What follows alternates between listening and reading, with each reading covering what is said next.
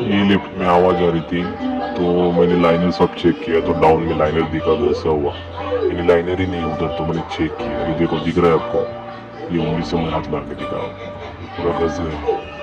अभी नया लगाने वाला हूँ तो देखो भाई, मैंने खोल के देखा वो पूरा घस गया है। ये नया तो लगाने वाला तो मैंने बाहर खोल के देखा हो, इसको पूरा डैमेज हो गया है। क्या मालूम कैसे टूट गया है, बहुत दिन 9 साल हो गए लिफ्ट को। देखो भाई खोल के मैंने नया बताया, इस तरह का रहता है, मास लाइनर बोलते हैं इसको।